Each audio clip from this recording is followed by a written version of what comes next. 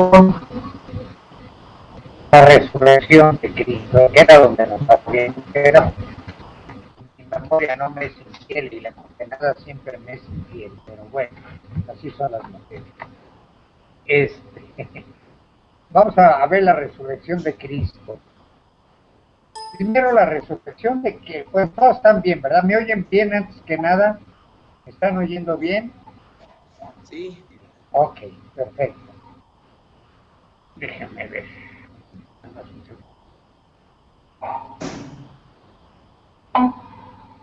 Decíamos que íbamos a empezar con la resurrección de Cristo. Hay dos características de la resurrección de Cristo que son hasta cierto punto fundamentales. Primero, no es una resurrección como la de Lázaro, en que Lázaro resucita para volver a morir. Lázaro, al final de cuentas, va a volver a morir, Cristo lo resucita, lo vuelve a llamar a la vida. Y Lázaro resucita en su cuerpo normal, en su cuerpo que siempre había tenido. Cristo no, cuando resucita ya no es para volver a morir, ya es para la otra vida. Y resucita en su cuerpo celeste. Y otra cosa, Cristo no resucita al paraíso perdido de Adán. Alguien, a ver, Luis, dejaste prendido tu micrófono. Perdón Luis, pero dejaste prendido tu micrófono. Entonces ahí hay unos ruidos medio raros. Cristo no resucita al paraíso perdido, sino al seno de la comunión trinitaria. Ya es una resurrección que nos lleva a lo que a donde nosotros vamos. Es la primicia, digamos, del cuerpo celeste de Cristo, pero también del cuerpo místico, es la cabeza del cuerpo místico que ya entra en su morada. Cristo resucita a las moradas que nos va a preparar. Esas moradas en donde nosotros vamos a unirnos con Él y con María, que luego se la llevan también a ese mismo lugar. Por lo tanto, por eso se canta en la misa de resurrección, o Félix Culpa, que nos lleva a esa morada celestial en comunión con el Padre.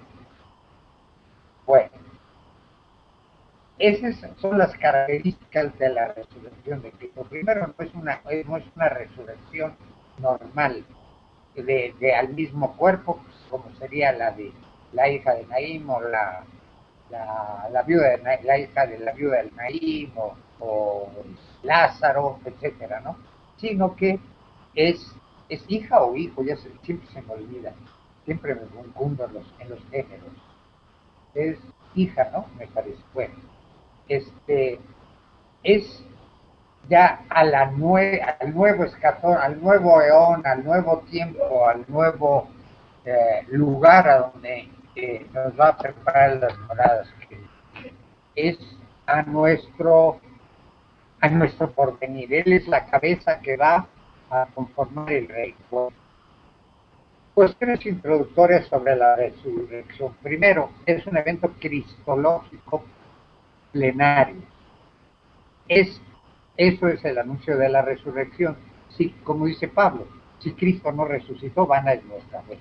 O como diría yo, un poco parafraseando a Pablo, si Cristo no resucitó, mis queridos hermanos, chupamos faros. No andamos, o sea, no estamos redimidos.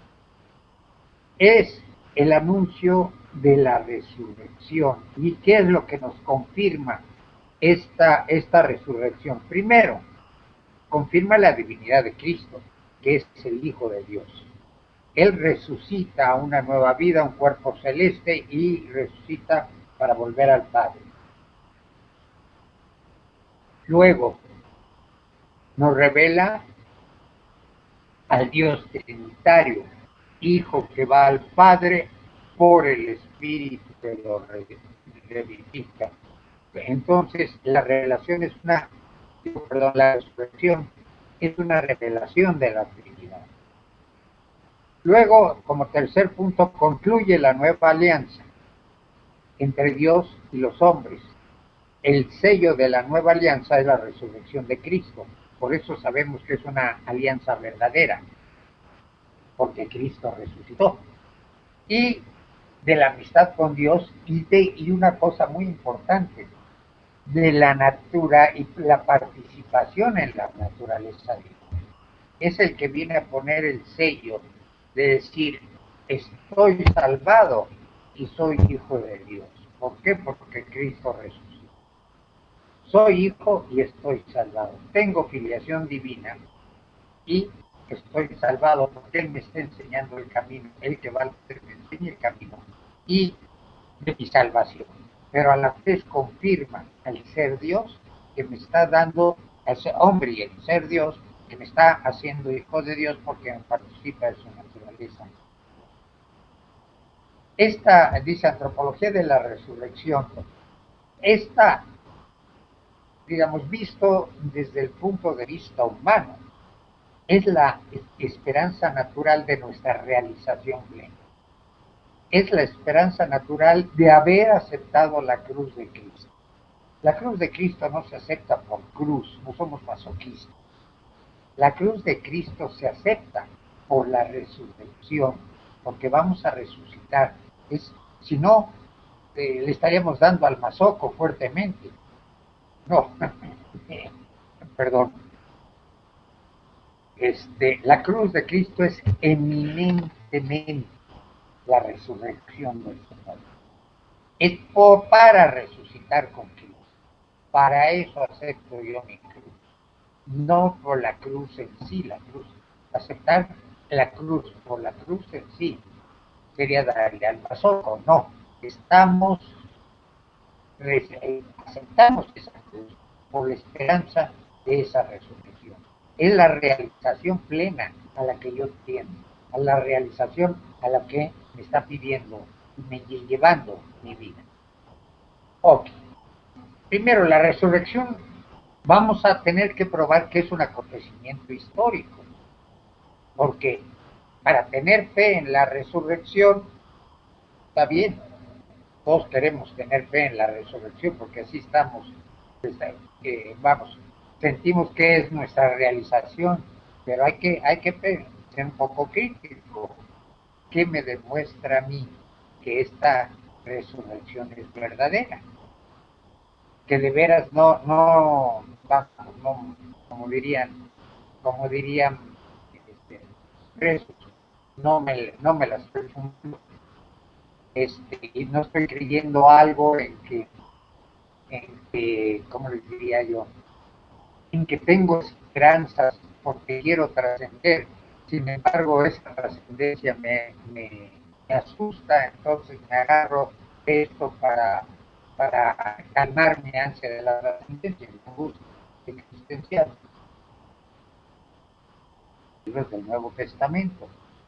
Segundo, vamos a suponer, creo que esto ya se los he platicado, pero luego me hago bolas y secundo si se los platico o no, o si se los explico o no. Por eso prefiero repetir.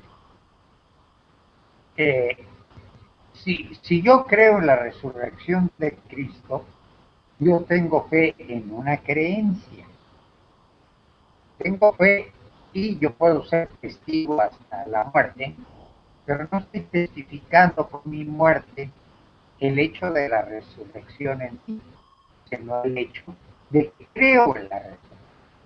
Ahora puedo estar equivocado, puedo dar mi vida por algo, por una equivocación. Es suyo, hay muchos mártires comunistas que dieron su vida por el comunismo. ¿Y dónde está el comunismo, no? Pobres, pero se equivocaron y dieron su vida, por así que por nada. También ha habido muchos mártires protestantes, de eso nos encargamos de matarlos nosotros, o muchos mártires judíos que también nosotros les ayudamos a ser mártires. Ahora bien, ellos dan la vida por una creencia, así como yo daría la vida por una creencia, pero eso no prueba que la creencia sea real. ¿Estamos de acuerdo hasta ahí? ¿Qué es lo que prueba el hecho en sí? El hecho en sí es cuando alguien da la vida, no por una creencia, sino por el hecho. Y todos los que fueron testigos del hecho de la resurrección dieron la vida por testificar ese hecho. Ellos están dando la vida por el hecho, no por la creencia como yo la daría. Ellos, por lo tanto, son dignos de creérsele y dignos de creerle, no en la creencia de su resurrección, sino en el hecho de la resurrección. ¿Por qué? Porque todos, excepto Juan, y eso no fue porque no trataran, porque vivieron en aceite, más no se quemó, todos murieron, todos los que fueron testigos de ese hecho de que Cristo resucitó, murieron dando la vida por el hecho en sí.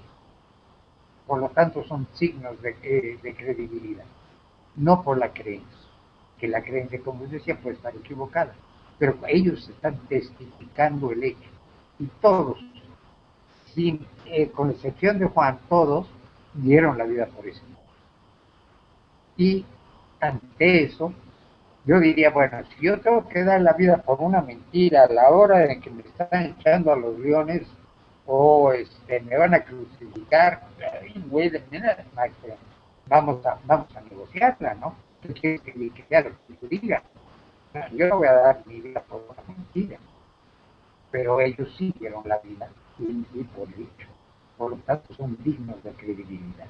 Y esa es una de las, digamos, de las pruebas más contundentes de la historicidad del hecho. Y también porque lo testifica mi conocido, porque no es amigo mío, no le tengo mucha estima, Flavio Josefo. Sí les platiqué la historia de Flavio Josefo, ¿verdad? Tengo entendido que sí se las platiqué. ¿Quién fue Flavio Josefo? Sí, maestro.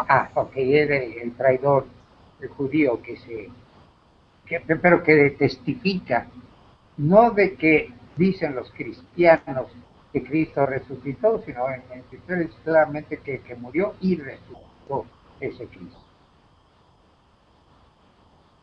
Por eso, también hay testimonios independientes que certifican el hecho de la resurrección. Ahora bien, esta resurrección, por lo tanto, es un hecho histórico, y un hecho histórico que creo que lo podemos probar de esta forma. Pero además es un hecho trascendente, porque traspasa el ámbito espacio-temporal en que se desarrolla la historia. Sale del continuo espacio-temporal hacia otra, ahora sí que dimensión, vamos a llamarla, no tengo otra palabra. ¿Alguien vio aquella serie de televisión? Digo, solo los que ya peinamos canas. Pero solía haber una serie de televisión llamada La Dimensión Desconocida. Bueno, aquí auténticamente hay una dimensión desconocida, que es la a donde está Cristo y la Virgen, ¿no? No es, no es una, no es como el programa de televisión, es el hecho de que traspasa el ámbito espacio-temporal. Primero espacio, porque se ve que la humanidad de Cristo ya no está constreñida por el espacio, él se traslada donde se le da la gana.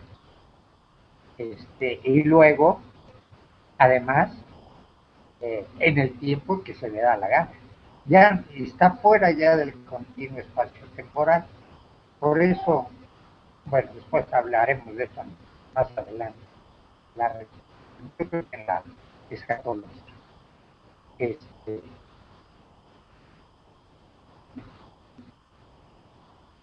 Sale de la historia, por eso está trascendido. Hay un esquema, y esto lo vamos a ver también mucho en la escatología, de continuidad y descontinuidad. Continuidad es el mismo Cristo. Se le ven las llagas de las heridas, le meten el puño en el costado. Es el mismo Cristo, hay continuidad, la misma persona de Cristo, pero existe también una descontinuidad, porque es un cuerpo celeste. Ya no es el mismo cuerpo que traía.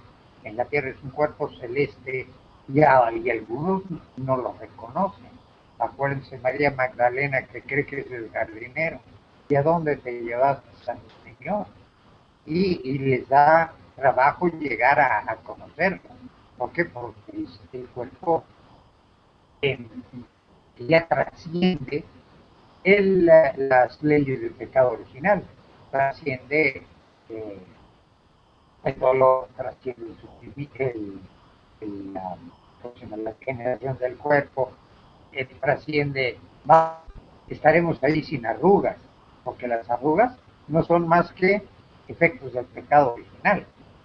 Ni por muchas cremas que lo usen, que use uno, bueno, yo generalmente no, pero las mujeres hay que ver. Mi mujer es especialista. No, yo me imagino que son iguales, pero tenía cremas así. Esas cremas ya no van a ser necesarias porque ya no estamos. Es la discontinuidad del cuerpo, no es exactamente igual, aunque es el mismo. Ahora bien, sobre esto que acabamos de ver, hay preguntas, algunas, para pasar adelante. Esto se ve también un poco más a fondo en la parte escatológica. Pero sí, sí le entiende, porque hay una continuidad, porque sigo siendo yo, pero hay una discontinuidad, porque no es exactamente el mismo cuerpo. También en la naturaleza y en el mundo va a haber una continuidad y una discontinuidad.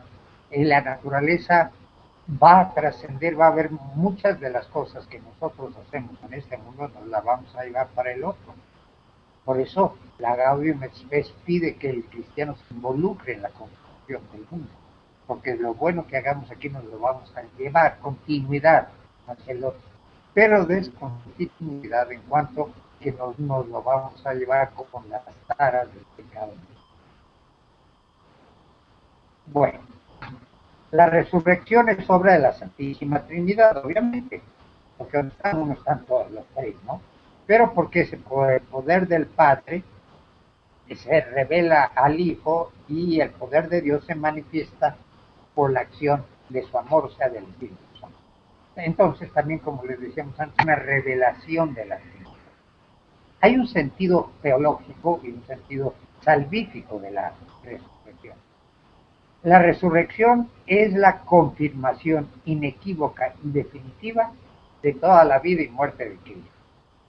Es el sí del Padre al sacrificio del Hijo. El Hijo es obediente hasta la muerte y muerte de cruz. Así como recuerdan que en el huerto de los olivos, el Hijo le dice al Padre, si está de mí que pase este cáliz, pero no se haga mi voluntad, sino la tuya. En esa obediencia suprema, incluso suda sangre. En esa, ¿cómo llamaremos? Este, obediencia tan completa al plan de Dios del Padre, está la redención. Y ahí el Padre, con la resurrección, le devuelve al Hijo el sacrificio de su obediencia, glorificando. Él, y confirmándolo, que Él es su Hijo y que Él avala el sacrificio de Él. No sé si en este sentido,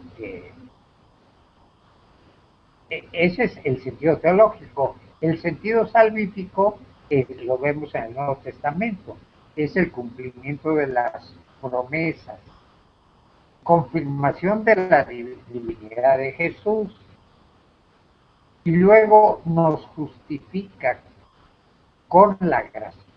En los creo que dice a la gracia, está en el complejo. Nos justifica con la gracia que Él nos merece. Es una justificación de Él, del Padre, y Cristo la merece esa justificación, ganándonos la gracia en Jesús. Y es el principio y la fuente de nuestra resurrección futura. Es el principio porque Él es el primogénito, el primero que va. Y es la fuente, porque a través de la resurrección de Cristo y de la gracia que me gana en la cruz, se me abre a mí el resucitar conmigo. como dijo ahí el cuate este de Tarso, si quiero resucitar con Cristo, tengo que morir con Cristo. ¿Cómo se contempla? Si hay algo que no me entienda, voy demasiado rápido, por favor, que se hagan una señal. ¿Tienes algo que dedicar? ¿Alguna pregunta? ¿Viste como que querías preguntar algo? No. Bueno, ¿cómo se, ¿cómo se trata la resurrección en la teología contemporánea? Está Casper. Casper es un teólogo católico, ¿no? Él dice, la ve como acto escatológico de la potencia de Dios. ¿Qué quiere decir acto escatológico? Como el acto que nos enseña nuestra escatología, que nos enseña hacia dónde vamos, pues, y de la omnipotencia de Dios. Dios es capaz de resucitar, Él es el Todopoderoso, y lo muestra en su Hijo resucitándolo. Es exaltación del Hijo. Él, después de la humillación del Hijo, lo exalta resucitando. Y es también evento de salvación, puesto que me enseña a mí, me confirma mi salvación. ¿Qué dice el Padre Daniel? Dice, es el cumplimiento de la esperanza trascendental del hombre, que es el horizonte de comprensión para la experiencia de la fe de la resurrección de ellos. Ay, mi cuarta Daniel, cómo le gustan las palabras y hacerlas. ¿Qué quiere decir Daniel con esto? Es primero, el cumplimiento de la esperanza trascendental es el cumplimiento de mi sentido de trascendencia que llevo innato en esa apertura que me la da precisamente la imagen de Cristo que yo llevo dentro de mí. Esa apertura hacia la trascendencia se ve cumplida en la resurrección. Es el cumplimiento de esa esperanza de que yo voy a resucitar. Se cumple en la resurrección de Cristo porque me está indicando el camino. Es el horizonte de comprensión para la experiencia de la fe, de la resurrección de Cristo. Quiere decir, esto del horizonte de comprensión son palabras muy bonitas que quieren decir que me cae el 20. Me cae el 20 en la experiencia de la resurrección de Cristo, me cae el 20 que voy a resucitar. Lo comprendo.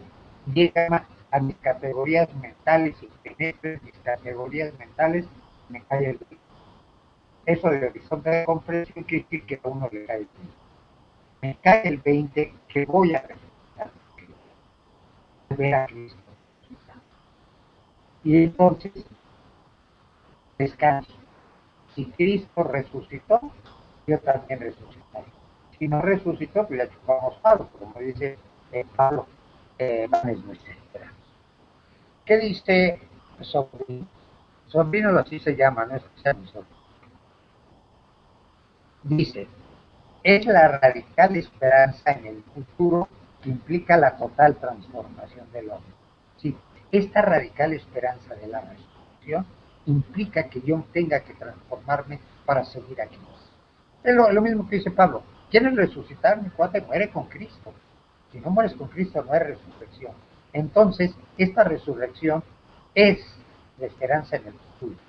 Implica mi conversión, mi total transformación, mi metanoia, como dirían los griegos.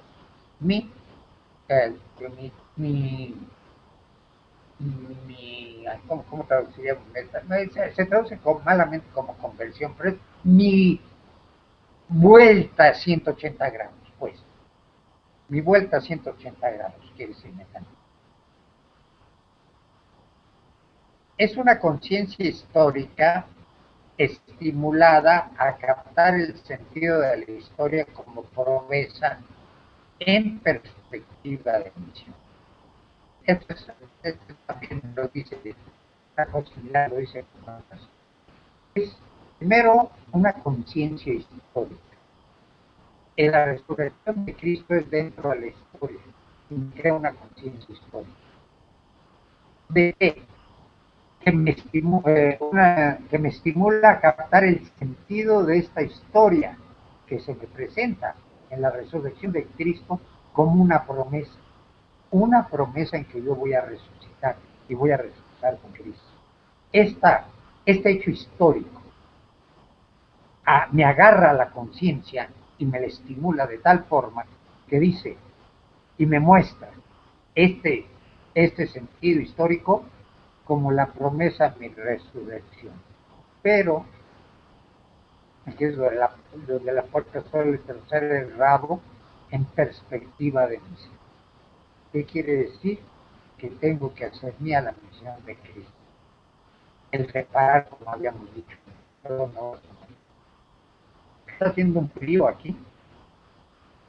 Por lo que adentro tengo calentador, pero salí afuera hace poquito a comprar un litro de leche aquí en la tienda y ay, joder, por poco me congelo.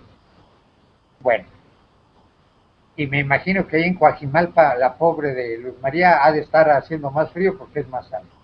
Bueno, eh, es una promesa en perspectiva de misión, o sea, en cuanto que yo cumpla mi misión. Y esa misión es unirme a la redención de Cristo, unirme o ser socios, ¿se acuerdan del término reparación? Unirme a la misión de Cristo de reparar por mí y por todos los demás. Esa es la misión. Dice von Balthasar, que he visto el dicho, por lo menos, no leí en alguna ocasión, que es en parte esencial de Cristo su misión. No se concibe la encarnación de Cristo sin su misión. Parte esencial de él. Ahora nosotros somos imágenes de Dios, pero en Cristo.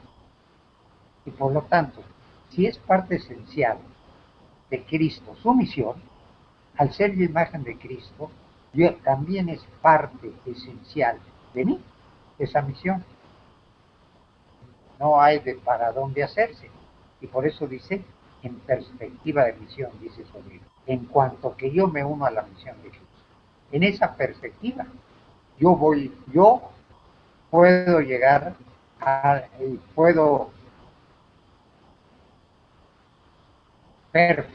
como se dice, disfrutar de la resurrección de Cristo, en conciencia histórica de que Cristo resucitó, siempre y cuando pueda la misión de Cristo.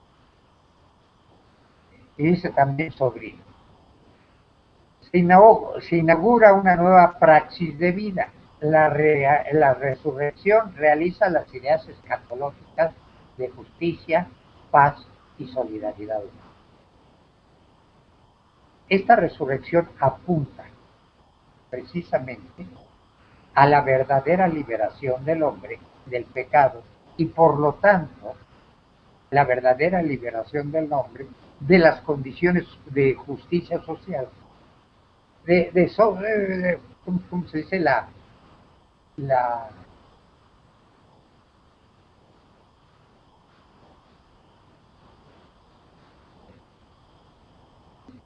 la opresión sociopolítica ya no tiene sentido porque me libere del pecado.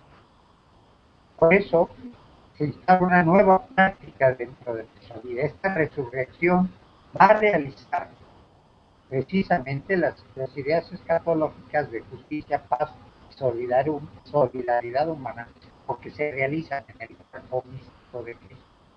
Y para entrar al cuerpo místico de Cristo, yo no debo de oprimir a nadie, debo de tener justicia y debo de ser solidario a través de la gracia que nos une a todos en el cuerpo. Hasta aquí no hemos tenido problemas. A ver, si les veo a alguien la cara de Juan. Veo muy así, muy pensativa a Luz María. No, sí, lo que pasa es que a Luis nada más le veo el pelo, no le veo la cara completa. Pero Luz María, ¿cómo la ves? ¿Tienes alguna duda? ¿No? ¿No tienes duda? Hazme una señal. No, ok, bueno, me imagino que esa señal quiere decir que no. Laura, no te veo la cara, pero Erika, ¿hay alguna duda de alguien aquí? Si no, el que cae otorga. Quiere decir que no hay duda. Bueno, vamos a otro teólogo, Bernard Sebue. Él dice que Cristo resucita por nosotros, lo cual es signo de la resurrección. ¿Sí? ¿Alguien me quiere hablar? Laura, ¿tú me quieres hablar o alguien? Alguien puso su micrófono. ¿Quién me quiere hablar? Pues María. Te veo con cara de que me quieres hablar, que es tu micrófono que me está haciendo vivo. Yo, maestro. Sí, dime, Luzma. ¿Tienes algún... Solo para decirle que no tenía nada. Ah, ok. Pero por haber movido la cabeza con eso me hubieras dicho. Bueno, Él resucita por nosotros, por lo cual es el signo de nuestra resurrección, eso ya lo hemos visto. La creación orientada en la encarnación está orientada a la resurrección de la carne, desde el momento en que Cristo se encarna. Desde ese momento, y nos participa de su naturaleza divina, desde ese momento está orientada nuestra vida hacia esa resurrección de la carne. Él, bueno, palabras de mi compadre Irineo, Él se hace a mí para que yo me haga a Él. Entonces Él se hace hombre para que yo me haga a Dios. Y a través de eso, de mi divinización por la encarnación de Cristo, es por lo cual estoy orientado a esa resurrección de la carne. No solo, el alma no resucita, nunca muere. Por lo tanto, cuando hablamos siempre de resurrección, obviamente es de la carne. Y también dice la iglesia, cuerpo de Cristo resucitado, es el signo viviente de la resurrección. En la iglesia es precisamente a través de su testimonio del Espíritu de Dios, es como la iglesia es el signo viviente de la resurrección de Cristo y es el sacramento de la resurrección. Bueno, vamos a dividirlo. La iglesia es el cuerpo de Cristo resucitado, es el cuerpo místico de Cristo, que todos estamos unidos ahí por la gracia que Él nos gana en la cruz, en su muerte y pasión y resurrección, nos gana en la gracia que une a todo el cuerpo místico de Cristo. Por eso, la iglesia es el cuerpo de Cristo resucitado y es ese cuerpo místico de Cristo. Conste que no estoy hablando solo de la iglesia jerárquica. Estoy hablando, ¿se acuerdan el iceberg? La parte de arriba del iceberg, que es el 30% del iceberg, es la iglesia jerárquica. Todo lo de abajo, que es el 70%, es la iglesia cuerpo místico, todo el conjunto. Iglesia jerárquica y la parte de abajo. O sea, todos aquellos que viven en gracia pertenezcan a la iglesia católica o no, todos nuestros hermanos protestantes son bautizados en Cristo, todos pertenecen ay Dios, ¿quién se me cayó? A Laura, bueno, Laura se cayó. Todos aquellos que reciben, que forman el cuerpo místico de Cristo, ¿ok? De esa iglesia estamos hablando. En la iglesia es el cuerpo de Cristo resucitado, el signo viviente de la resurrección de Cristo. ¿Por qué? Porque testimonia precisamente con su voz el Espíritu de Dios, el Espíritu de Cristo, de Jorge, el Espíritu de su amor. Y es por las obras de la iglesia.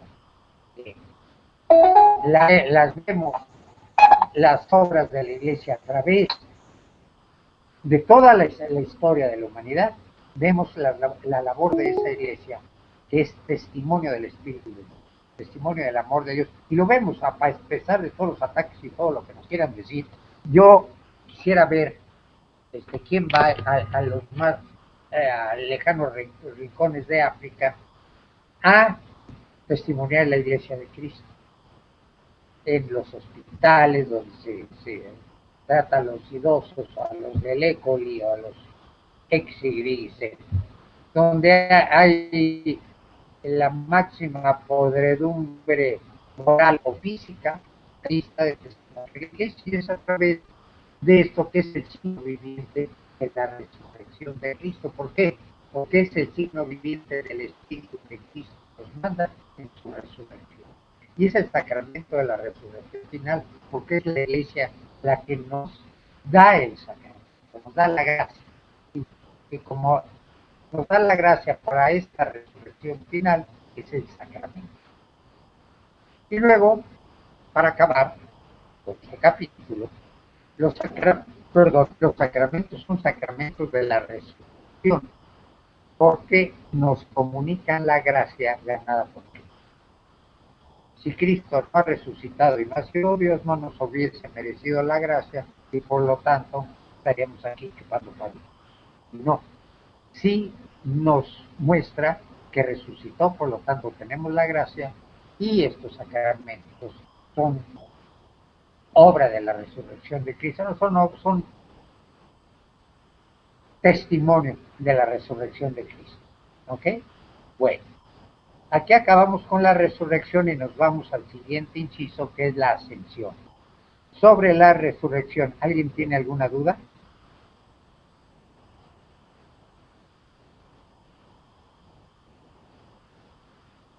No, maestro, gracias. Ok, seguimos adelante. Perdón. La ascensión.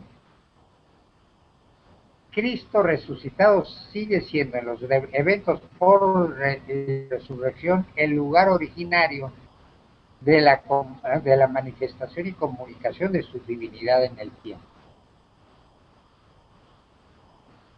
En todos los eventos de la post-resurrección, o sea, en todas las apariciones que tiene, Él es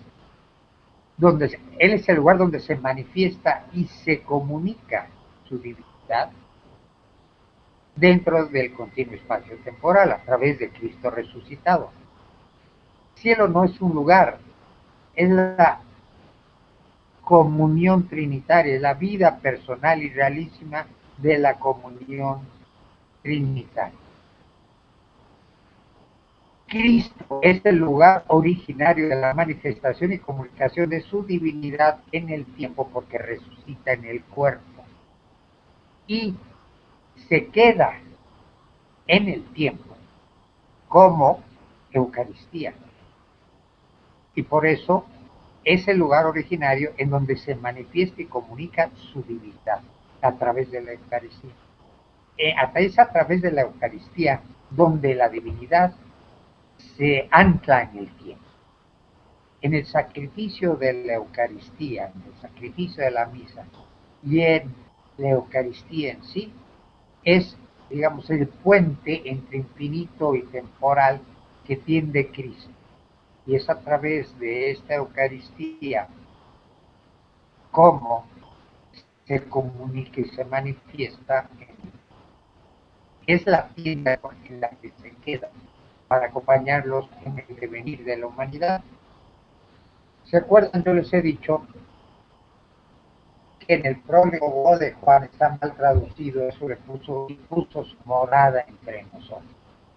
Realmente el verbo que usa es poner una tienda de campaña, como la usan los nómadas cuando van en el desierto.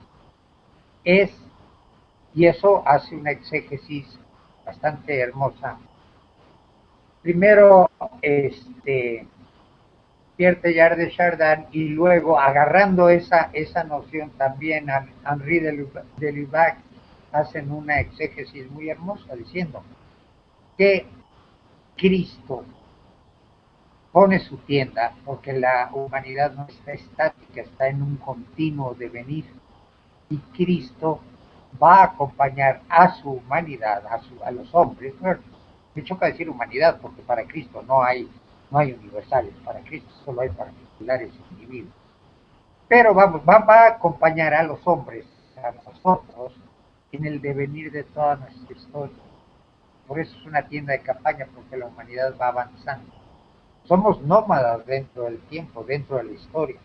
No estamos estáticos. Vamos constantemente en desarrollo, en devenir.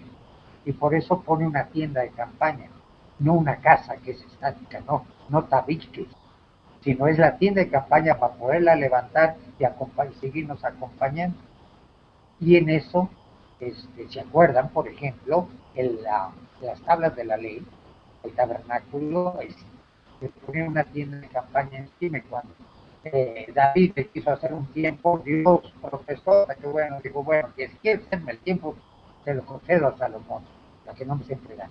Pero el chiste es que él no quería, él quería seguir bajo la tienda de campaña. Y así lo expresa también en Juan, que es una tienda la que pone entre nosotros.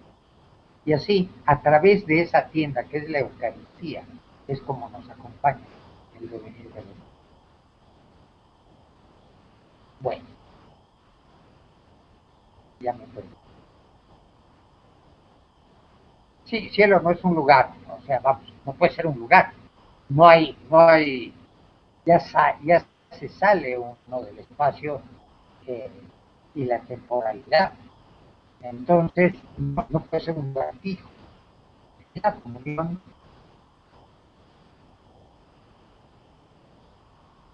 no sé cómo explicarlo, porque siempre lo explica uno con palabras que implican tiempo y espacio, porque no podemos hacer otra cosa.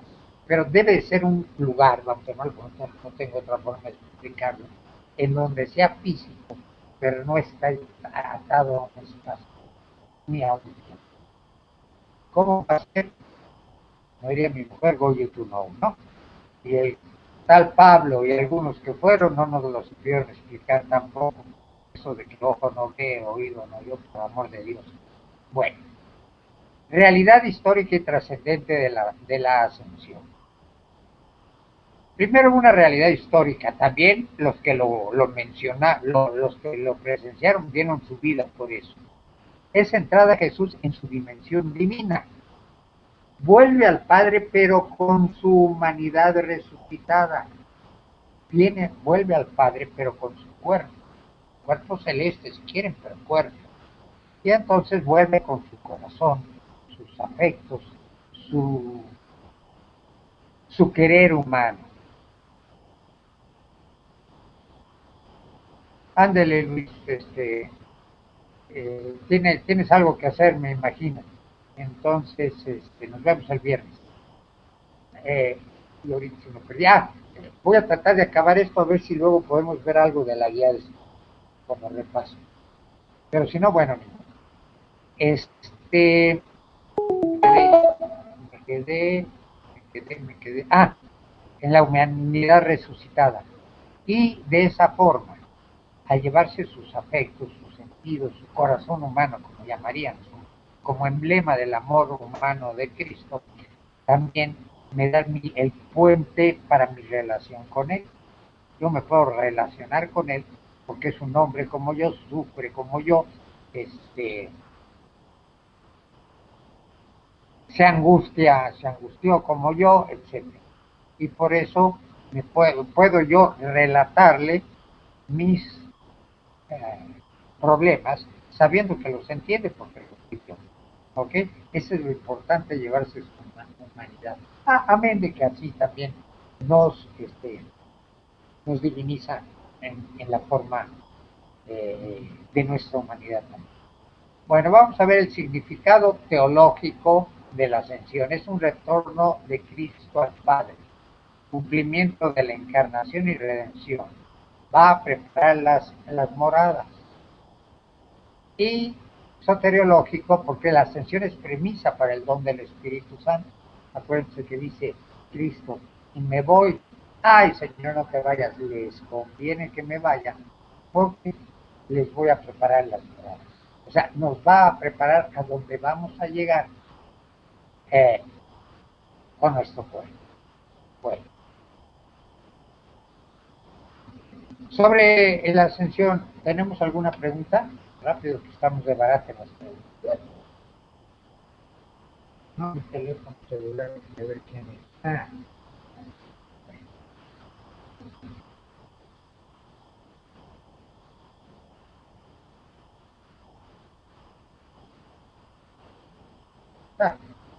Le ganamos 5-1 a Nueva Zelanda. Bueno, menos mal. Para los que estaban preocupados si íbamos a calificar, pues ya con eso ya prácticamente calificamos. 5-1 son muchos goles. Bueno, solo que ganen 6-1, lo cual lo veo muy bien.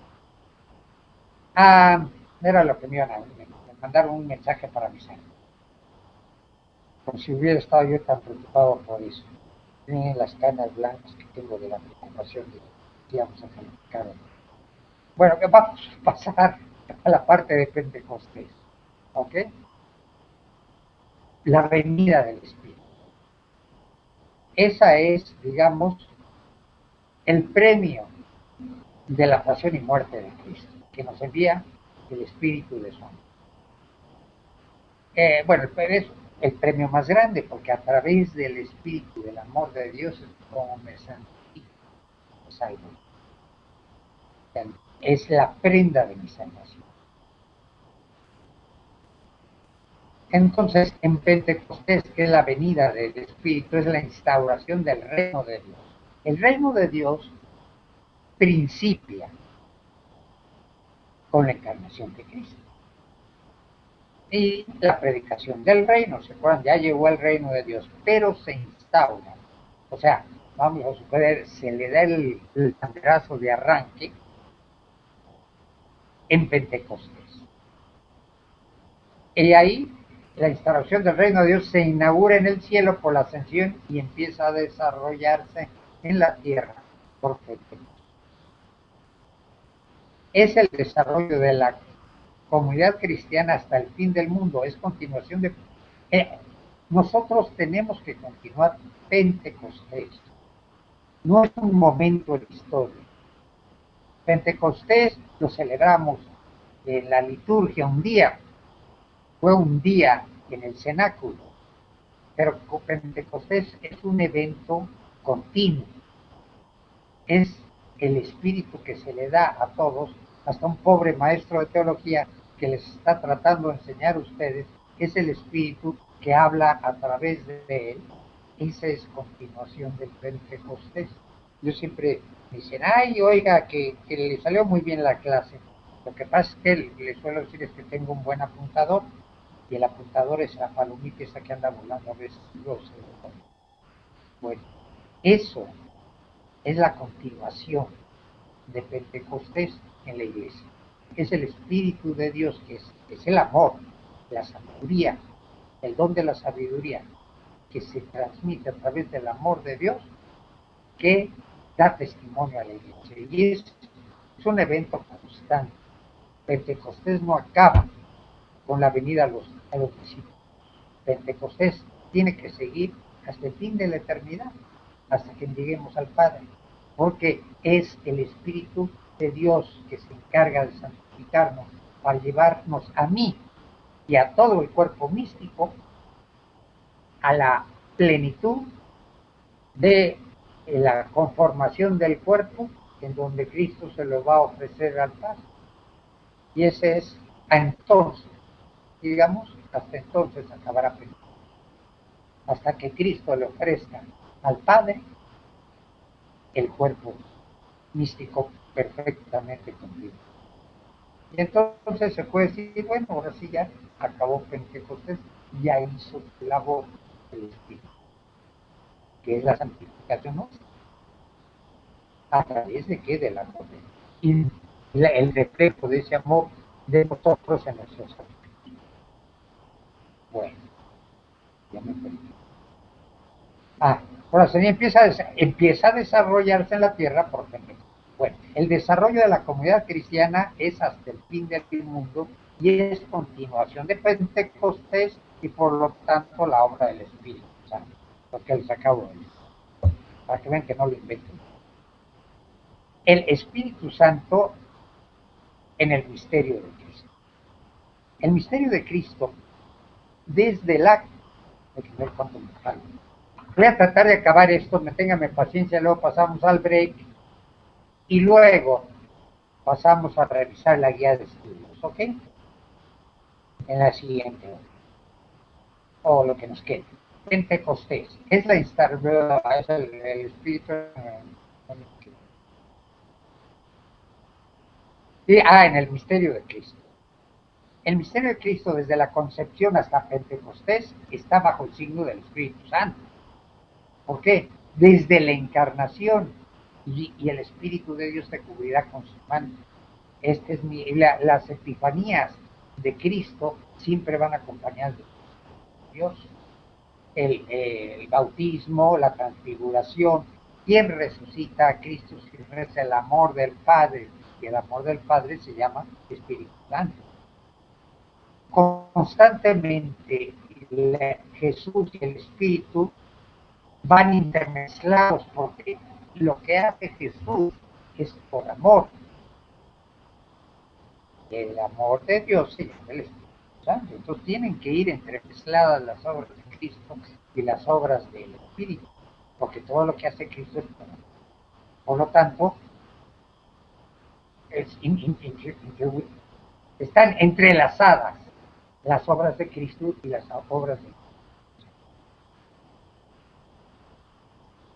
A Jesús y al Espíritu Santo se le atribuyen las mismas obras. Y la vida de la Iglesia, a partir de la resurrección, es la vida del Espíritu Santo. Porque la vida de la Iglesia es el testimonio del amor del Padre hacia el Hijo y del Hijo hacia el Padre. Y eso se llama Espíritu Santo. Si mal no recuerdo. Por lo tanto, la Iglesia tiene que testimoniar ese amor y por eso la vida de la Iglesia, a partir de la resurrección de Cristo, es la vida del amor de Dios, del Espíritu. Es la vida nueva que nos comunica por la Eucaristía y se debe a una especial presencia del Espíritu. ¿Por qué? Porque es la vida en el amor, en la caridad. Por eso aquel que no ame se acerca a la Eucaristía, está siendo, ¿cómo podríamos llamar?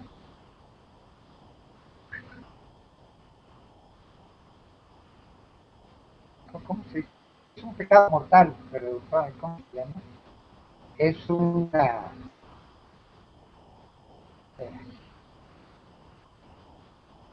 está degradando las especies, está degradando la Eucaristía. Hay una palabra que se me olvida, un término, pero se me olvida. Está degradando la Eucaristía. Porque llega a ella, pues, obviamente, no estando en gracia. Bueno, a veces, como no se da cuenta de ello, no está cometiendo el pecado, pero la materia es Sacrilegio. Sacrilegio, sacrilegio. Gracias, madre. Usted es mi buena apuntadora también. Es la vida de Ciencia. La vida era una especial, la vida de la caridad. La redención es obra única en dos tiempos. El tiempo cristológico, que es el sacrificio redentor de Cristo, que además este tiempo cristológico se reanuda en cada misa.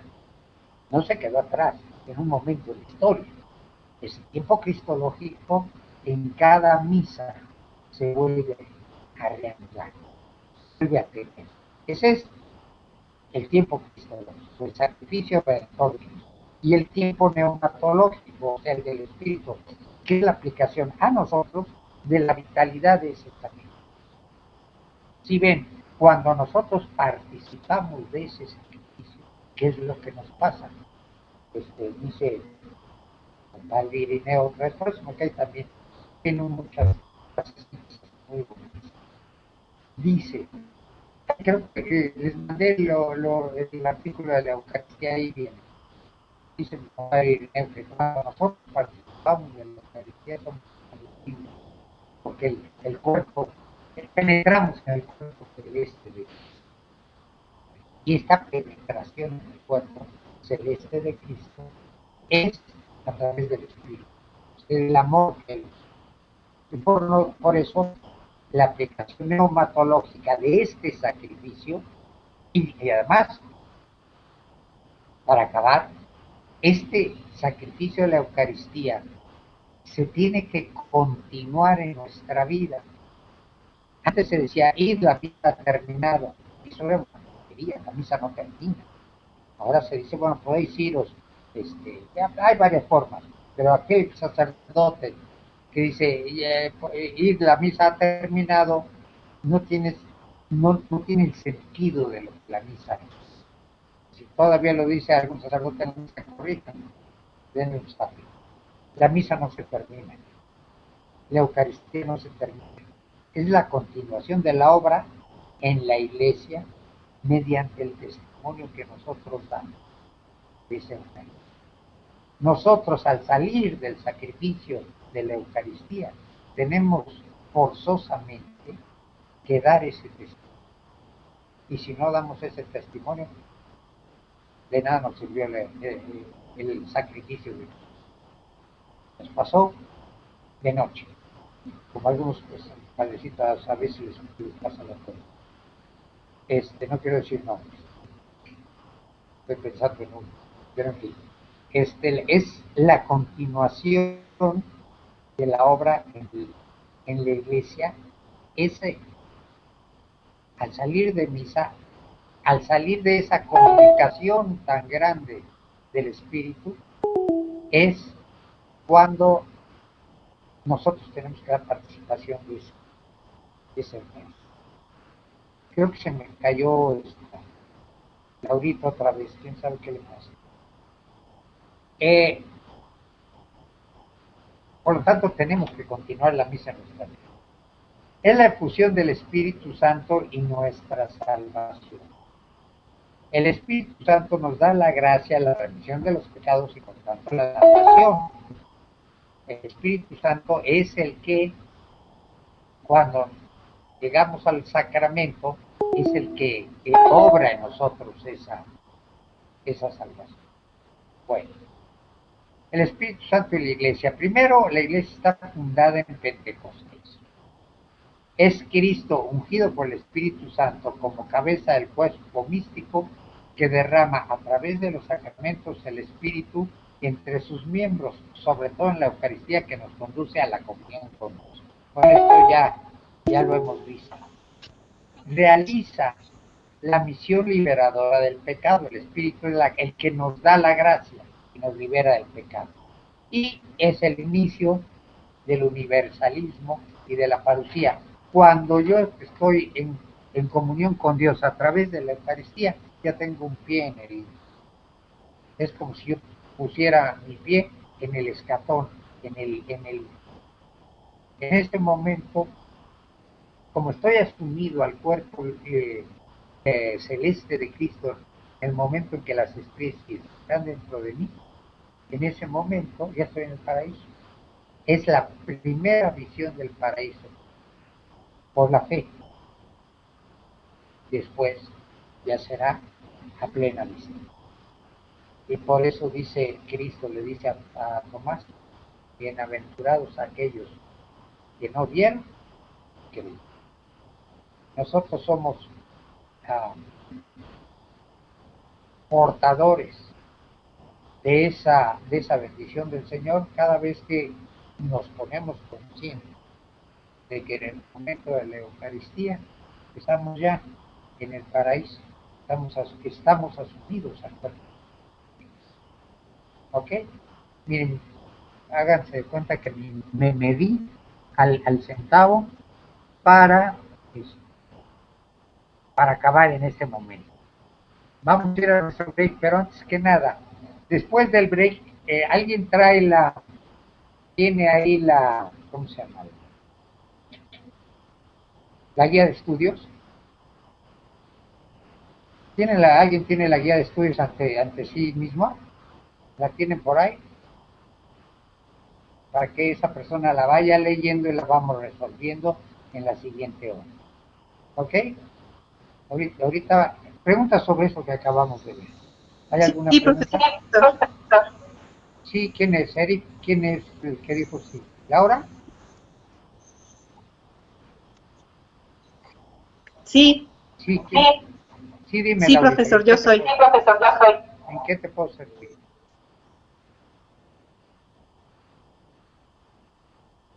¿Cuál es la pregunta? Se congeló la... ¿Cuál es el primer? La controversia arriana,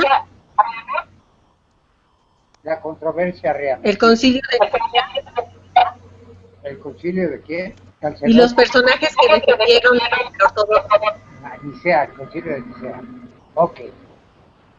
La controversia arriana, ¿se acuerdan que era que Arrio ponía a Jesús, al verbo de Jesús,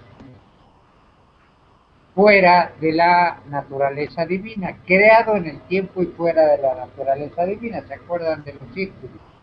¿Cuál es lo nuestro? Es un círculo grande en donde adentro está Padre, Hijo y Espíritu Santo como las flechas. Eso es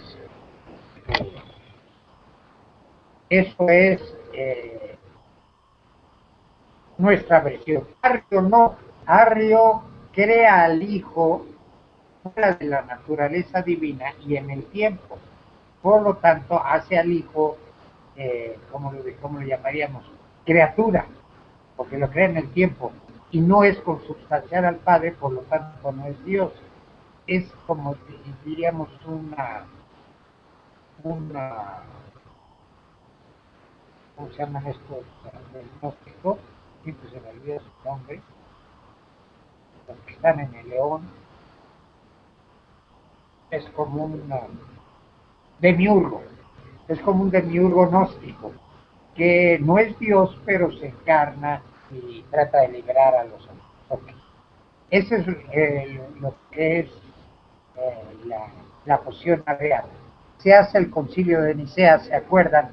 Porque Constantino era arriano, piensa que se le va a dividir el imperio por las diferentes posiciones teológicas y dice, no, apenas acaba de consolidar el imperio romano, pasa a Constantinopla, su capital, la saca de Roma, la pasa a Constantinopla y tiene miedo que se le fraccione la parte occidental de la parte oriental, porque la parte occidental, ¿qué pasaba? Él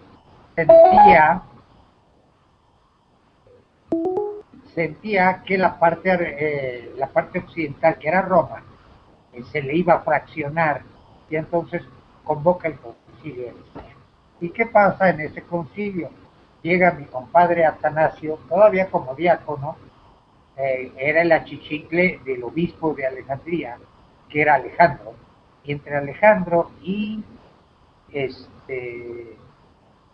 Atanasio le dan la vuelta al arrianismo y lo hacen,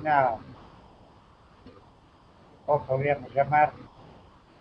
Hacen que condenen al arrianismo y de esta forma pasa a que sea la primera parte del credo niceno-constantinopolitano, que Dios es consubstancial al Padre.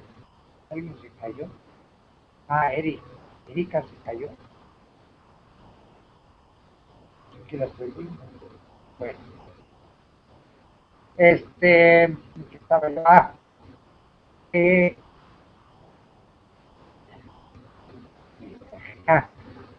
Que es consubstancial al Padre, que Cristo es por su vez Dios de Dios, luz de luz, Dios verdadero de Dios verdadero, por tanto es consubstancial al Padre, el Hijo es consubstancial al Padre. Y eso es a lo que llega el concilio niceno, el concilio de Nicea en el 320, a la consubstancialidad de Dios, de que está nacido, no es nacido, sino es generado en la eternidad. ¿Ok? El siguiente, sobre esto queda claro, hay preguntas sobre este primer tema. Lo expliqué muy rápido, claro, pero ¿por qué pienso abarcar más? ¿Sobre esto hay alguna pregunta? ¿Alguna pregunta? Los personajes que defienden a la ortodoxia. Atanasio y Alejandro. Es mi compadre Atanasio y su obispo Alejandro. Acuérdense que Atanasio ahí viene como diácono. Viene ahora sí que teniéndole el portafolio a Alejandro. Pero es uno de los más activos en convertir a los demás fuera de la rienda. ¿Alguna otra?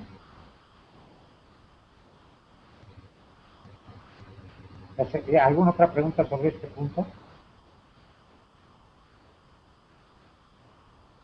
¿Ninguna? ¿Cuál es el siguiente tema? El concilio de Éfeso, controversia sobre la comunicación naturaleza de Cristo, Ah, ok, la comunicación de comunicación de idiomas ¿Se acuerdan y el título de Dios. de maternidad divina, verdad? Ah, ¿el título de qué, perdón? De Madre de Dios. De la maternidad divina, ok. ¿Se acuerdan entonces cuál es la comunicación de idiomas? La comunicación de idiomas es la comunicación de las operaciones de cada naturaleza al verbo. ¿Se acuerdan? Es el círculo grande que tiene dos circulitos adentro, que es naturaleza divina, naturaleza humana, y encima un triangulito que es la persona del verbo. De la naturaleza divina se le comunica al verbo las operaciones propias de la naturaleza divina, y de la naturaleza humana también se le comunica al verbo las operaciones propias de la naturaleza humana. De esa forma, si Cristo hace un milagro y lo saca de su naturaleza divina, y es Cristo Jesús el que lo hace, porque es la única persona, el verbo. Igualmente, si aprende, es una operación de su naturaleza humana que le va a la persona del verbo, y por lo tanto es Jesús el que aprende, Jesús el que padece, Jesús el que muere, etc. ¿Ok? Es la comunicación de las operaciones de la naturaleza humana y la naturaleza divina a la persona del verbo encarnado. Y como así es una sola persona la que nace de María, no es solo la persona humana, porque no hay persona humana, es naturaleza. Las dos, las dos naturalezas están unidas al verbo, que es la persona que une a las dos naturalezas. Esa unión hace que cuando María da a luz al niño Dios, da a luz precisamente a Dios, que no hay forma de separar las naturalezas. Entonces está dando, como diríamos, está dando vida al Dios y al hombre. Por lo tanto, es madre de Dios. ¿Quedó claro el concilio de Éfeso?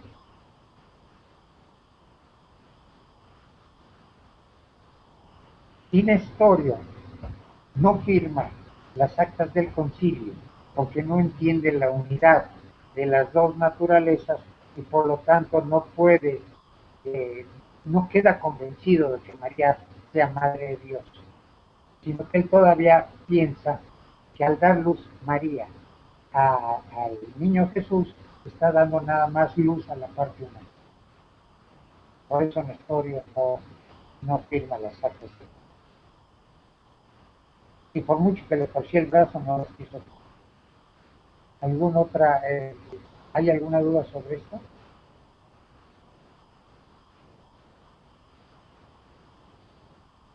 Está claro la unión, la comunicación de idiomas, que son lo que pasa que no es comunicación de idiomas, es comunicación de operaciones, ya les decía. ¿Está claro? Hola, hola. Sí, maestro, gracias. ¿Sí? Luis María, ¿está claro? Luis María, ¿estás con nosotros?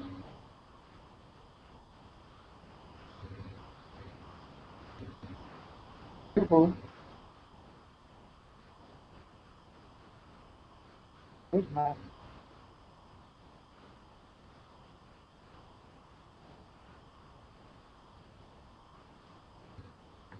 ¿Dónde está con nosotros? ¿Me está oyendo? Yo estoy aquí, profesor. ¿Quién es yo? Laura, ¿no? Laura. Sí, no, pero Luzma, Luzma.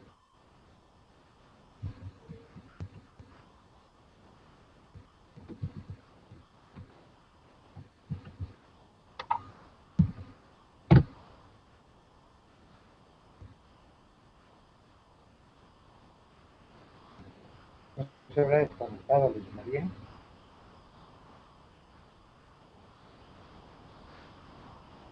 No, no la veo.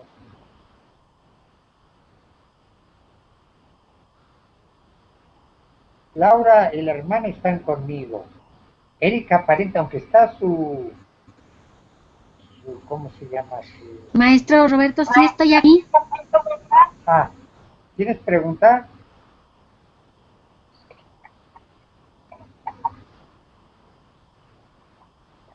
¿Tienes pregunta?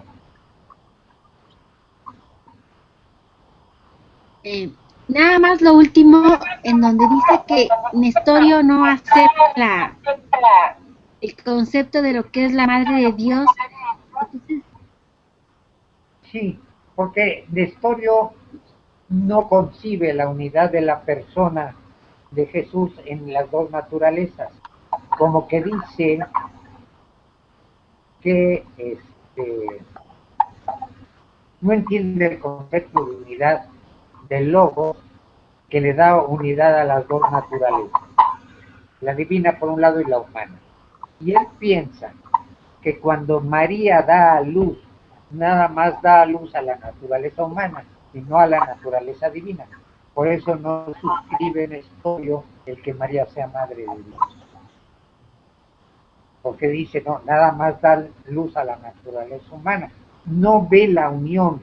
Gracias. Que es imposible separar a las dos naturalezas. Porque es la misma persona, la persona de Cristo, la que los está uniendo. Y si esa persona sale del seno virginal de María, es Dios, porque están unidas las dos naturalezas. Para Nestorio, María solo da nacimiento a la parte humana. ¿Ok? Hecho. ¿Cuál es la siguiente pregunta, Laurita? Sí. El concilio de Calcedonia, sus efectos y determinación del mensaje de Cristo. No, no oí muy bien. El concilio de Calcedonia, ¿qué más? Efectos Ajá. en la determinación de la Cristo. Ya. Ok. El concilio, ¿se acuerdan de Calcedonia? Primero Éfeso hace la unión, pero le llama hipóstas, porque no le quiere llamar persona, porque estaba la herejía trinitaria de las tres personas como manifestaciones de la misma, del mismo Dios hacia afuera sin ser diferente persona, como una máscara que se ponía para el obrar, que es protocolo, tomando literalmente la palabra como máscara. Ante eso, el concilio de Éfeso no quiere usar la palabra persona, ya Calcedonia sí la usa. Y además Calcedonia da el espaldarazo a la escuela de Antioquía, diciendo que el Logos toma al hombre completo, al antropos, alma, cuerpo, facultades mentales, todo. Y ante eso, el de Calcedonia dice, no hay dos voluntades, no una sola. Hay dos voluntades, la voluntad humana y la voluntad divina. Y la redención radica en que la voluntad humana obedece a la voluntad divina. Ahí radica la redención. Y entonces acaba con el monotelismo, que después va a seguir, pero es el concilio de Calcedonia el que, ratificando al de Éfeso en la unión de las dos naturalezas, completa diciendo que es naturaleza completa alma, cuerpo, etcétera, y facultades del alma. Por lo tanto, hay dos voluntades en Cristo, la voluntad humana y la voluntad divina, y la redención radica en la aceptación de la voluntad humana de el plan de salvación que le impone la voluntad divina. ¿Quedó un poco claro? ¿O ya los hice mal?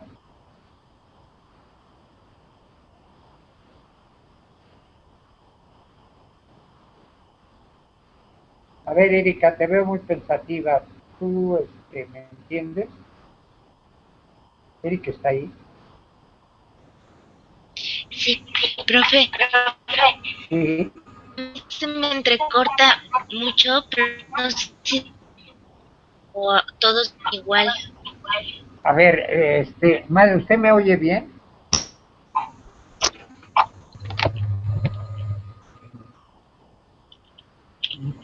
A ver, ¿los demás me oyen bien? Sí, profesor.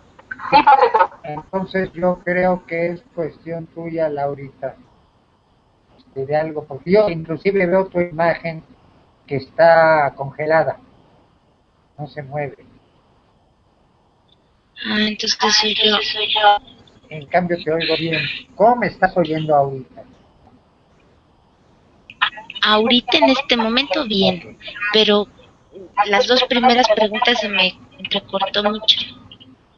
Okay. Voy a tratar de hablar un poco más cerca del micrófono para que sea más inteligible mis expresiones. ¿Tienes alguna duda en particular, Erika? Bueno, nada más, no oí, a lo mejor sí lo mencionó, ¿cuál es el concepto de unidad que da unidad a las dos naturalezas? La hipóstasis o la persona, o el logos de Cristo, las tres respuestas están bien. ¿Qué es lo que da la unidad a las dos naturalezas? La persona de Jesús.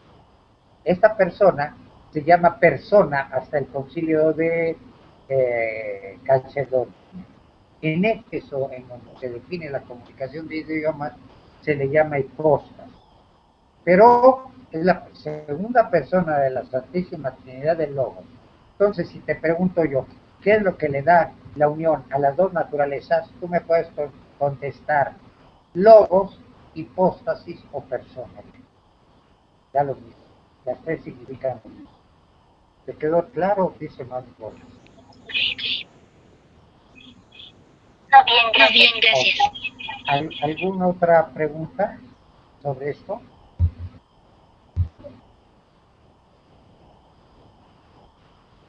¿Nada más?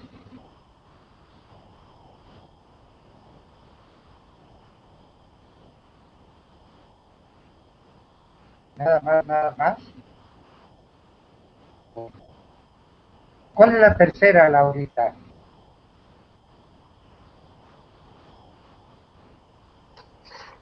La tercera es Concilio de Calcedonia. La tercera es la de Calcedonia. Entonces, ¿la cuarta cuál sería? La comparación de la diferencia de las diferentes escuelas. ¿Perdón?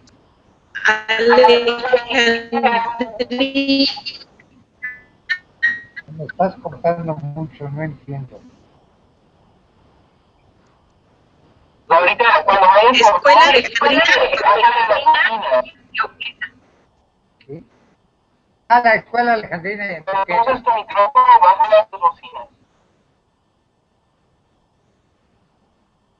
La escuela alejandrina. Ok. La escuela alejandrina y la escuela antioquena. Sí. La escuela alejandrina, ¿qué dice?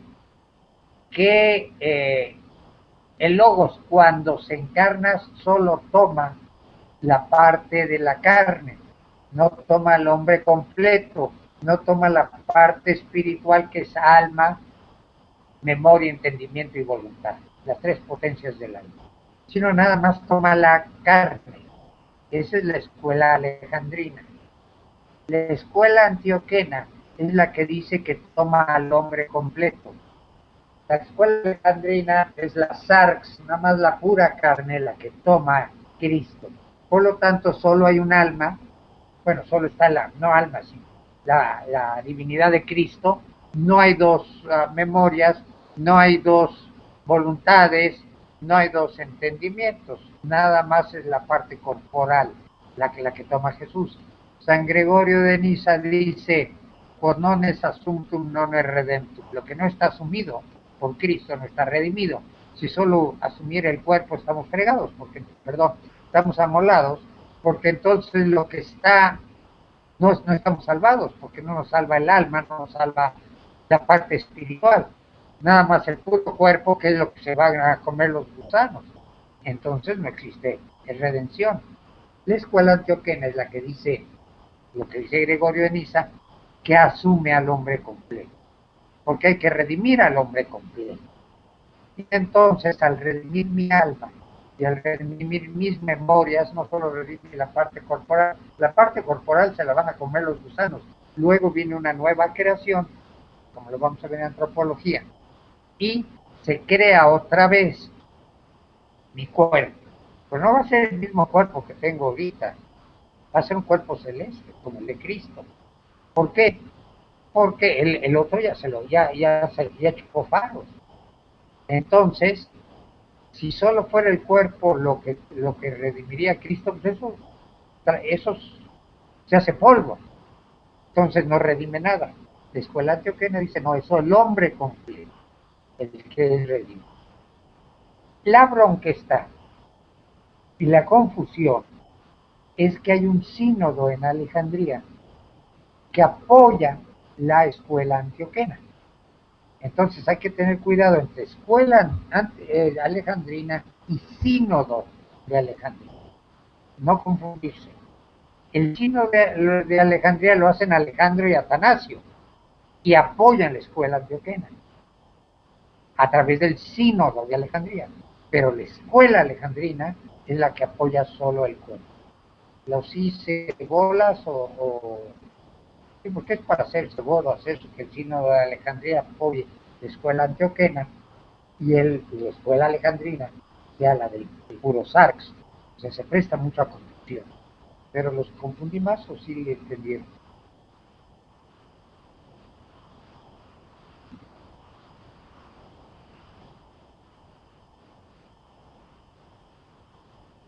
¿Quién me hizo la pregunta?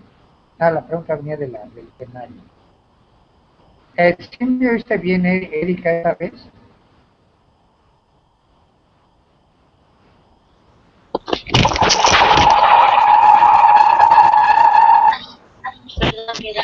Sí, esta vez sí escuché bien.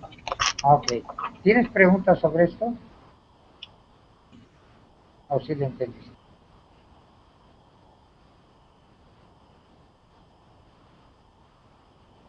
Me imagino que no tiene. Bueno. ¿Alguien tiene preguntas sobre este punto?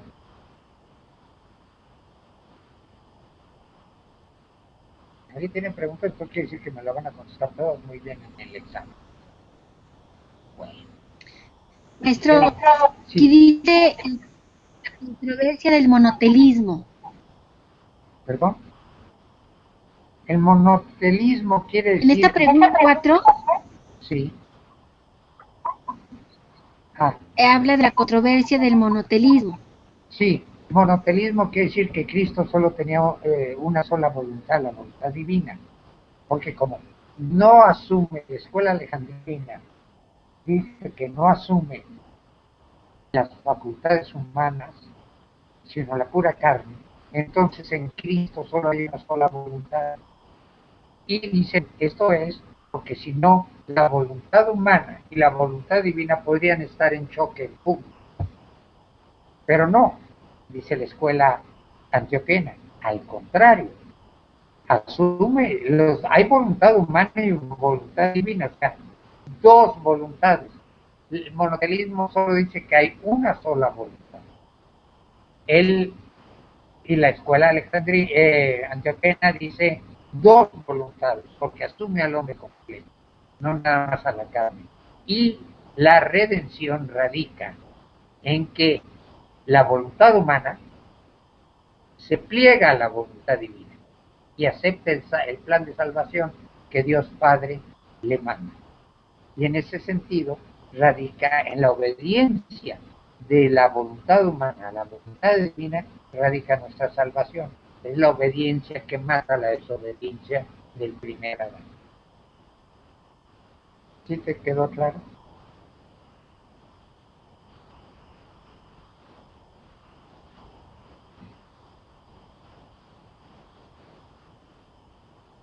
¿Sí? ¿O quise más bolas?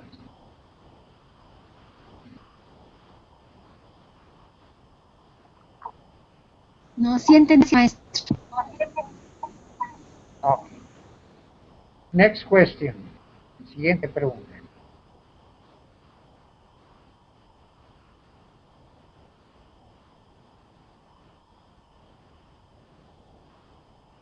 Laurita, ¿cuál es la siguiente? Las figuras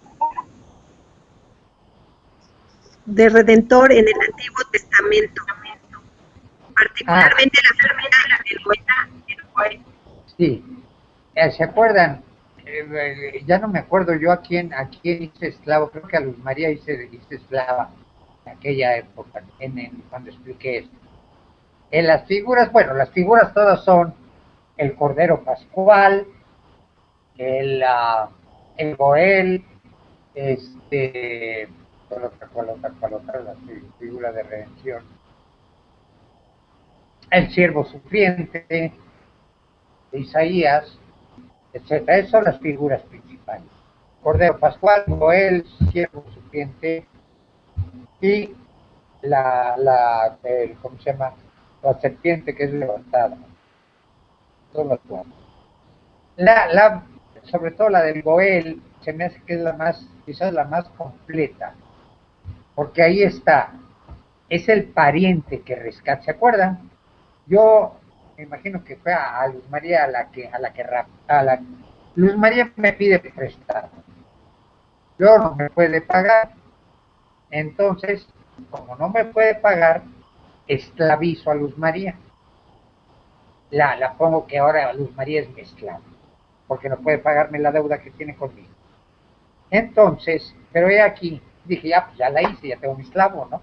Pero llegó el metiche del pariente y dice, no, yo voy a pagar por Luz María. El pagar es el cofer, el precio.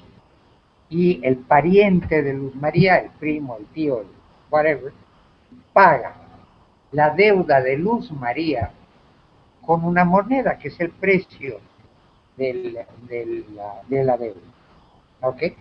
En este caso, yo o todos los hombres somos los esclavos del pecado. Cristo, mi pariente, porque es mi hermano, en el momento en que se encarna me hace su hermano, es mi pariente. Y él paga la deuda de mi pecado con su sangre, que es el precio, el cofer de mi redención. ¿Ok? Esa es la más completa. ¿Quedó claro? Lo que es el Goel es ahora sí que el que redime, el pariente que redime. Y la otra es la del Cordero Pascual, que es también una de las mejores, que es el Cordero Inmaculado, que con su sangre los judíos tiñen sus puertas para que el ángel vengador que va a pasar a matar a los primogénitos egipcios no se equivoque y mate un primogénito israelí. Entonces, este Cordero Inmaculado es Cristo que con su sangre me libera del ángel malo vengador que viene, que es el demonio. ¿Ok? Son las dos figuras principales. ¿Quedó claro?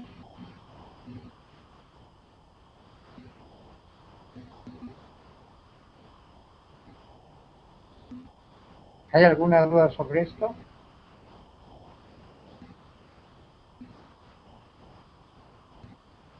¿No hay? Vamos a la siguiente. Si ahí me interrumpe, por favor. ¿Cuál sería la siguiente, Laurita? la triple causalidad de los actos de Cristo. Primero es causalidad ejemplar. Él es causa ejemplar de mi redención porque me enseña, es el ejemplo que yo tengo que seguir. De ahí viene el ejemplar. Me enseña el camino de mi salvación que tiene que pasar por la cruz, por el dolor. Y por lo tanto es el ejemplo al que yo tengo que seguir, es la causa ejemplar. La segunda es la causa eficiente o instrumental. ¿Por qué? Porque él es el instrumento, el que causa mi redención y su sacrificio, su obediencia. Él causa mi redención. Él es la causa eficiente de que yo esté redimido al ofrecerse Él en la cruz y en ese momento hace el efecto de su ofrecimiento, es mi redención. Por eso es la causa eficiente. Y la causa meritoria es que Él merece en la cruz la gracia que es el instrumento de mi salvación. Por su sacrificio merece la gracia que es la que me va a dar la salvación. Causa meritoria, eficiente y ejemplar.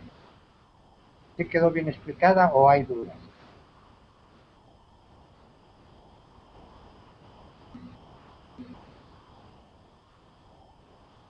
Yuhu.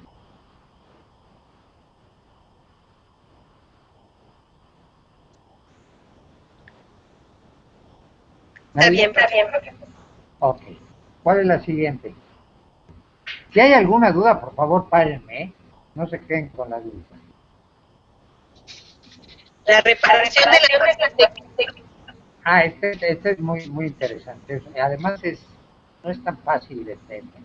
Hay reparación descendiente y reparación ascendiente. Reparación descendiente es que Cristo, al encarnarse, repara mi naturaleza. Vamos a decir la regla. Eso quiere decir la reparación descendiente. La reparación ascendente es que Cristo satisface o repara por mis pecados.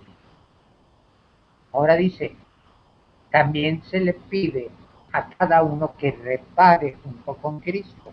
Y entonces viene la disyuntiva, pero si Cristo repara por mí, por amor, ¿por qué exige que yo repare también por mis pecados?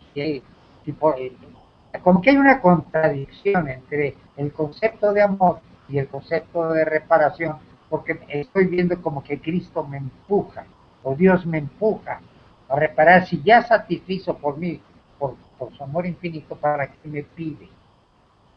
No es que me pida, no es que sea adicional, al contrario, me hace corredentor con Él.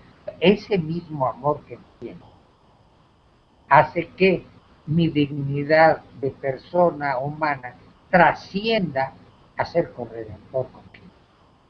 O sea, me da una dignidad, me incorpora a su obra, a su misión de repararle al Padre con mi sangre. Entonces, no es una contradicción entre amor y reparación, al contrario, su amor me lleva a ser corredentor con Él al reparar yo por mí, por los demás. Es lo que decíamos ¿se acuerdan del lema del corazón de Cristo, amor y reparación? Es amor y reparación. ¿Por qué? Porque el amor no son, no va lo de Sor Juan Inés, el amor no son obras, sino buenas razones. No son buenas razones, sino obras, o algo así. O sea, en gringo, put your money where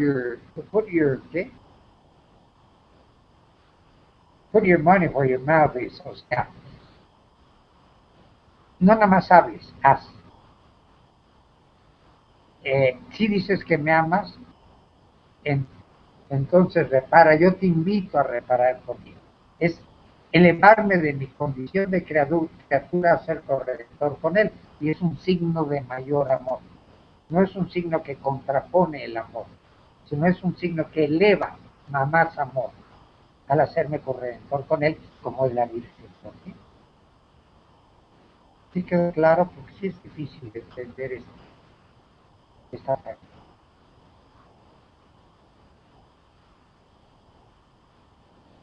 ¿Sí?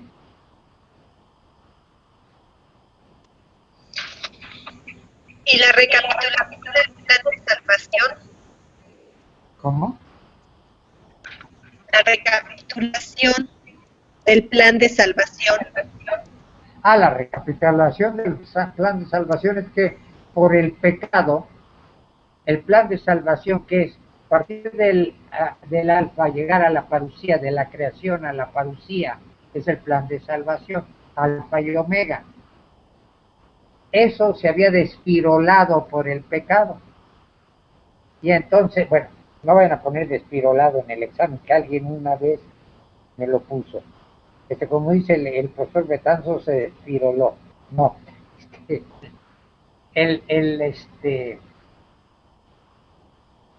el plan de salvación se desvirtuó por el pecado. Con la encarnación, Cristo recapitula, vuelve a ordenar hacia el punto mega a la humanidad. Recapitula el plan de salvación que se había perdido. Háganse de cuenta que esta es una línea recta, alfa y omega. Este es el plan. Con el pecado, ¡pum!, se cae el plan de salvación, se despirola, bueno, se desvirtúa. Llega la encarnación de Cristo y se vuelve a ordenar, capitular el plan de salvación hacia el punto medio. ¿Ok? Vuelve a ordenarse hacia la parucía, hacia el punto medio. ¿Quedó claro?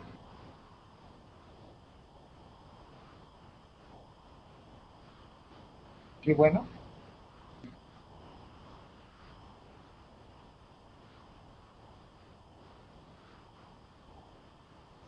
Sí, profesor. Ok. ¿Alguien alguna duda sobre esto?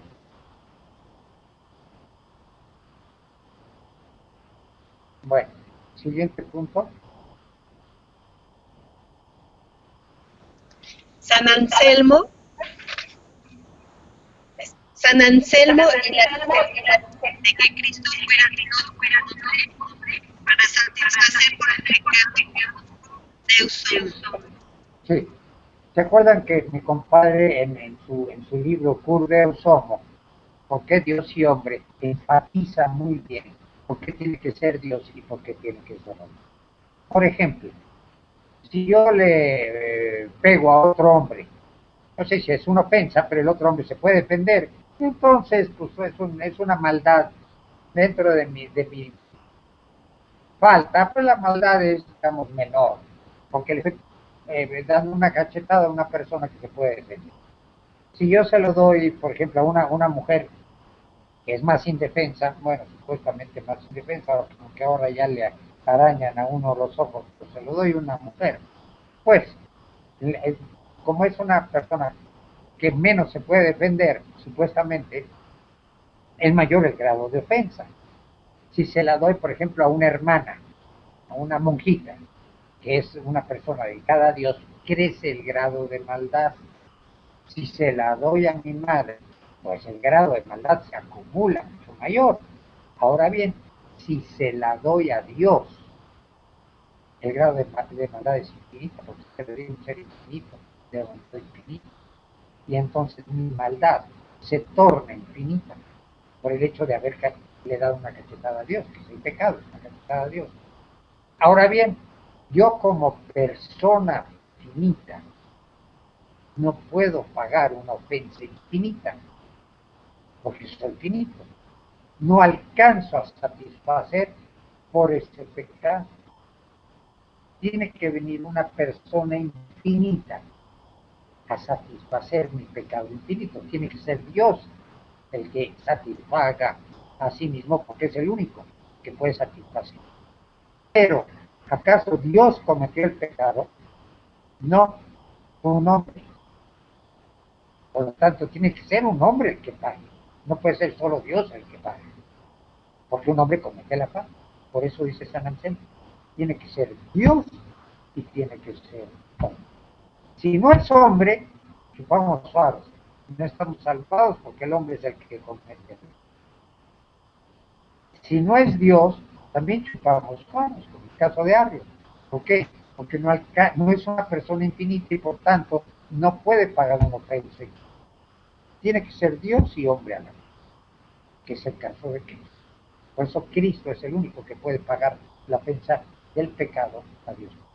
Porque es hombre a la vez, hombre que fue el que cometió la falta, y es Dios que puede pagar y satisfacer en una forma.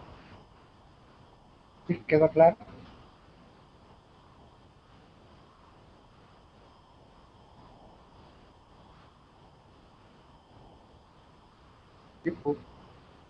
Sí, profesor.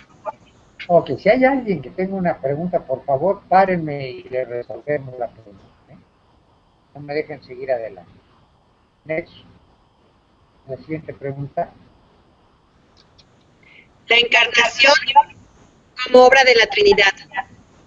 Ok. Dios Padre que manda. Dios Hijo que se encarga. Y el Espíritu Santo que realiza la encarnación.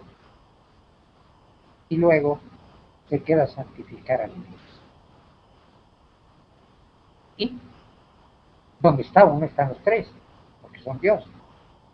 En cada acto en sí es un acto trinitario, aunque una de las personas es la encargada de hacerla, vamos a llamarlo, están los tres. Pero hay propiedades que se le atribuyen a cada, de diferentes que se le atribuyen a cada una de las personas. Por eso también es evento trinitario. Es evento trinitario por dos factores. Primero, porque donde está uno están los tres. No puedes dividir. Y segundo, porque las operaciones son diferentes de cada persona. Entonces se les puede distinguir.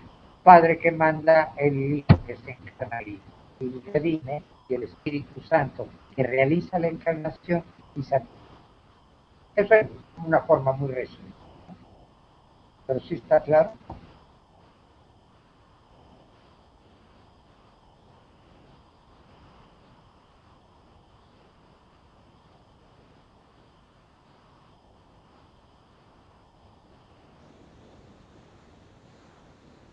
¿Sí, Laura? Sí, profesor. Ok, ¿cuál es la siguiente? La teología de liberación según Gustavo Gutiérrez. ¿Se acuerdan de la definición de la teología de la liberación? ¿Alguien me la puede dar de sus apuntes? Yo no lo tengo aquí. A ver, ¿quién ahorita la? Y es que no me la sé de memoria. Ustedes sí apréndanse la de memoria, pero yo ya no me la tengo que aprender.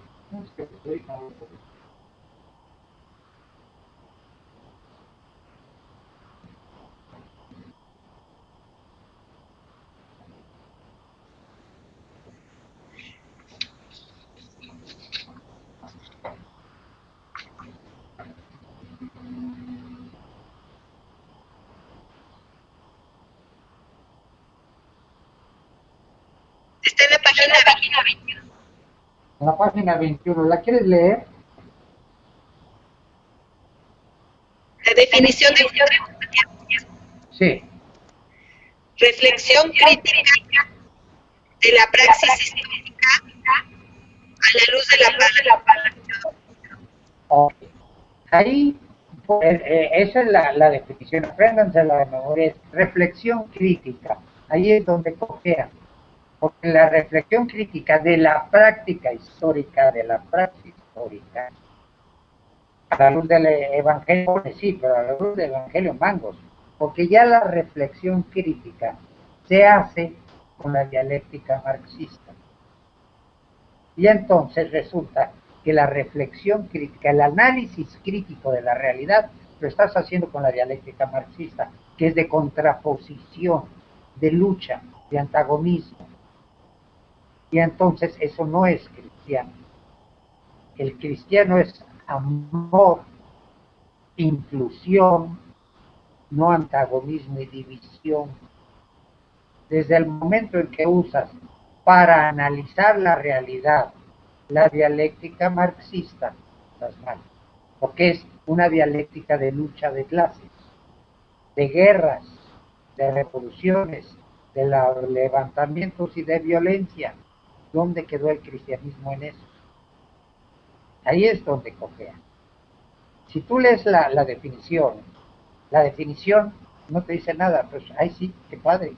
El análisis crítico de la praxis histórica a la luz del Evangelio. Ya, pues, analizas la realidad a la luz del Evangelio. Sí, pero si usas la dialéctica marxista como método de análisis, es un análisis de contraposición, choque. Y el cristianismo no es de contraposición, choque. Es de amor, de espíritu de Dios. De ahí hay que quitarle el análisis marxista de la realidad y analizarlo de veras con el evangelio de amor de Cristo, y entonces sí, funciona. Pero no, Gustavo Gutiérrez la analiza con la dialéctica. ¿Sí quedó claro? ¿Yo? ¿Por qué más? ¿Se acuerdan que la dialéctica es tesis, antítesis, síntesis? Y el análisis histórico de la dialéctica marxista es a través de la lucha de clases. Es señor feudal, burguesía, que se antepone, sale capitalismo. Como síntesis. El capitalismo... Maestro. Sí. Sí, Luzma. En algún momento nos había comentado que son los pecados, son los efectos del pecado original los que había de quitar, ya que para Gustavo la praxis, la práctica histórica era la liberación. Así es. Para liberar, mucha razón en eso, para liberar de la opresión de la económica y política, hay que quitar el egoísmo, el ansia de riquezas, que todo eso viene del pecado original. Si tú logras quitar esa parte, ese egoísmo y afán de poder y de lucro, etcétera, ahí es donde hay que atacar a eso que es efecto del pecado original. Mientras tú logres ir quitando eso, vas mejorando lo que es la opresión sociopolítica, porque la opresión sociopolítica es precisamente un resultado de esos egoísmos, de esos ansias de riqueza, etcétera, que vienen del pecado original. Pero para eso no hay una lucha de antagonismo, es a través de una lucha de antagonismo, es a través del mandato de amor de Cristo, que va directamente en contra de los efectos del pecado original. ¿Los mareé o los me...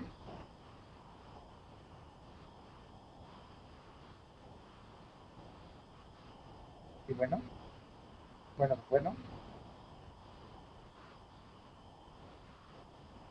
Sí, ¿me entendiste, Luzma?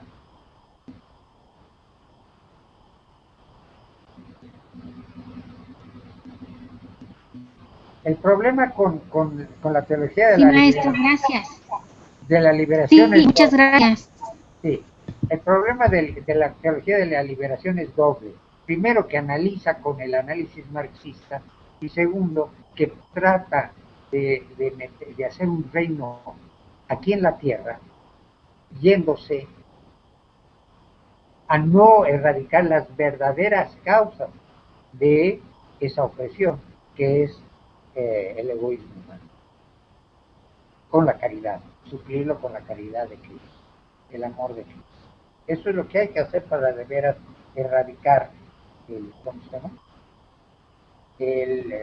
La opresión. Ok, hasta aquí se nos acabó la clase. ¿Quedaba alguna pregunta?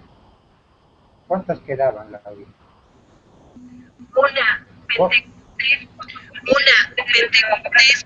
Bueno, eso lo acabamos de ver en la clase. Entonces, lo acabamos de ver, esto ya no lo faltamos. Bueno, Por cierto, ese es tema, en lo de Pentecostés. ¿Alguna otra pregunta? Porque ya se nos acabó el tiempo, se nos acabó la clase de cristología. Yo no, profesor, muchas gracias. Bueno, Dios mediante, los que tomen antropología, nos vemos el viernes, Dios mediante, misma hora, mismo canal, pero no mismo día.